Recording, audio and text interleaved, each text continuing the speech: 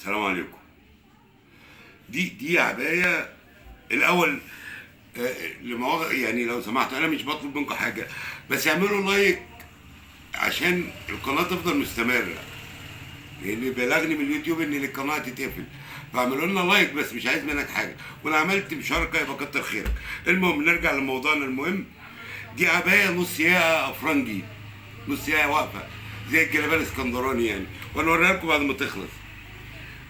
دي قصتها زي ديكا بس بيفرق فيها حاجات كتير. يعني مثلا هنا الصدر بناخد مسافة 40 سنتي على اساس يبقى عدل، وبعد كده بناخد الايه الزاوية عشان لما العباية تقفل تلم كلها من تحت. ماشي. ودي اللي هتركب فيها اللياقة. ماشي. هوريها لكم، اعمل لكم فيديوهات ليها واحنا بنشتغل فيها.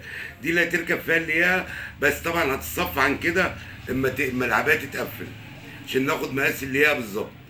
ماشي. وادي الكتف برضه اهوت، بس دي انا ساحب كتفها قوي لان صاحبها يعني ايه عنده هنا كتفه مسلوب، مش عادل زي كده، كتفه مسلوب، فلازم كتفها تسحب شويه على اساس ان هي تبقى مريحه على جسمه.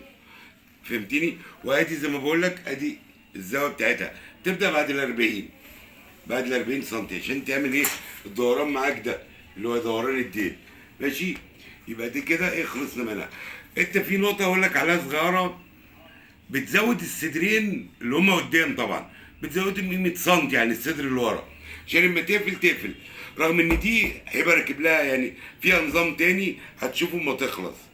يعني دي هتعمل لها نظام تاني هتشوفه اما تخلص. ماشي كده ايه كده تمام. ده اللي نقدر نقوله دلوقتي فيها لحد ما تخلص. انا بس كنت مركز معاك على الايه السحبه بتاعت الكتف دي، عشان برضو ممكن واحد يقول لي انت بتعمل السحبه دي اعلى من كده. اما بيكون الزبون ليه كتف عالي انما كتفه ساقط يعني كتفه مسحوب عامل كده زي 8 اهي، فبنضطر نسحبها له عشان تبات على كتفه. ماشي. وادي اسمه سحبها عشان ما ننساهوش كمان. ماشي كده. وهحاول اوصلكم واحده كمان نفس زيها بالظبط، بس يعني اوريها لك واحنا بنعمل السحبه دي ان شاء الله يعني. تحياتي يا رجاله. ما تنساش لايك، وان عملت شير يبقى كتر خيرك عشان بس القناه بلغنا انها تقف.